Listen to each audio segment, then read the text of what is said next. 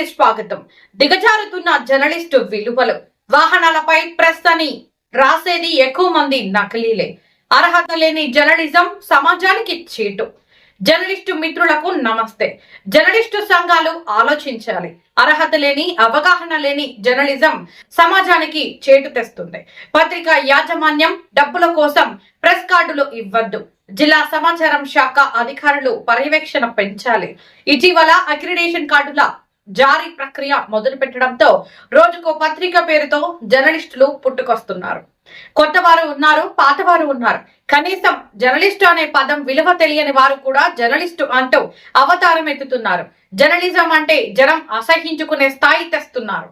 తాపీ మేస్త్రీలు, పునుగులు బజ్జీలు అమ్మే వాళ్ళు, ఆటో డ్రైవర్, హోటల్లో క్లీనర్, సెల్ ఫోన్ రిపేర్ చేసేవాడు, పరిశ్రమలలో పనిచేసే కార్మికులు ప్రెస్ కార్డులు పెట్టుకొని జర్నలిస్టు అంటున్నారు.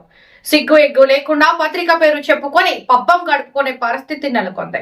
నిత్యం ప్రజలను మోసం చేసేవాళ్లు, ప్రభుత్వ అధికారులను మోసం చేసేవాళ్లు, దొంగతనం చేసేవారు, నానా తప్పులు చేసేవాళ్లు, అనేక సందర్భాల్లో బ్లాక్ మెయిల్ చేసేవాళ్లు విలేకరి అంటూ చెలామణి అవుతున్నారు.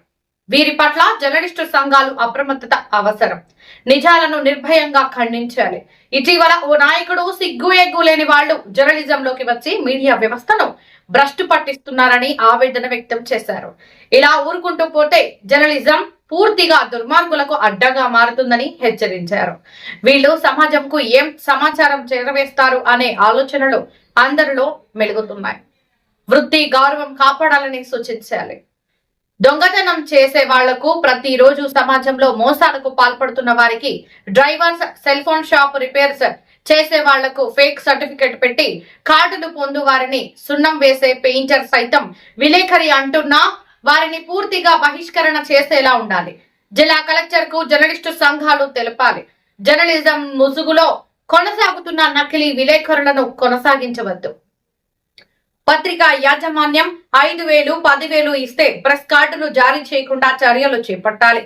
INPR కమిషనర్ కి లేఖలు రాయాలి. నిజమైన జర్నలిజం ను బ్రతికించాలి. జర్నలిస్టు సంఘాలు అక్రిడేషన్ కమిటీ ఎందుకు కృషి చేయాలి.